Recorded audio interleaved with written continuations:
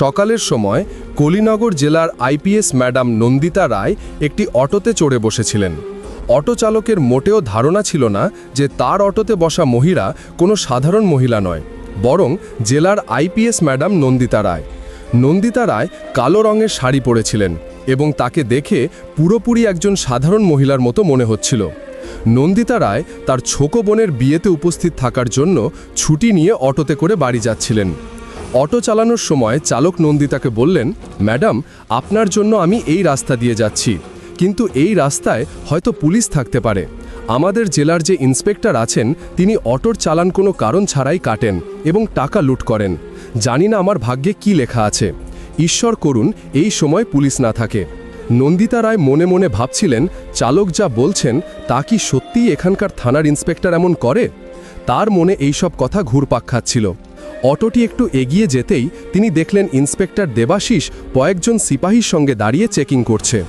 অটোটি তাদের সামনে আসতেই ইন্সপেক্টর লাঠি দিয়ে ইশারা করে অটোটি থামিয়ে দিলেন।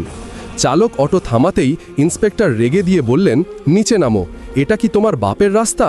এত স্পিডে অটো চালাচ্ছ, ভয় লাগে না তোমার? এখন তাড়াতাড়ি ৫,০০০ টাকার চালান ভরো। এই বলে ইন্সপেক্টর চেকবুক বের করতে লাগলেন। অটো চালক ভয়ে ভয়ে বলল, স্যার, আমি কোনো নিয়ম ভাঙিনি, আপনি কিসের চালান কাটছেন? দয়া করে এমন করবেন না, আমার কোনো রোজগার হয়নি, আমি আপনাকে এত টাকা কোথা থেকে দেব? ইন্সপেক্টর রেগে গিয়ে বললেন, বেশি কথা বলিস না, টাকা নেই তাহলে অটো চালাস কেন? তাড়াতাড়ি অটোর কাগজ বের কর, কোথাও চুরির অটো তো নয়। চালক তাড়াতাড়ি কাগজ বের করে দেখালো। কাগজে সব কিছু ঠিকঠাক ছিল, কোনো ভুল ছিল না। তবু ইন্সপেক্টর বললেন, কাগজ তো আছে, তবু চালান তোমাকে ভরতেই হবে। এখন ৫,০০০ না হলেও ৩,০০০ দে, নইলে তোর অটো জব্দ হবে। কাছেই দাঁড়িয়ে আইপিএস ম্যাডাম নন্দিতা রায় সব কিছু শুনছিলেন।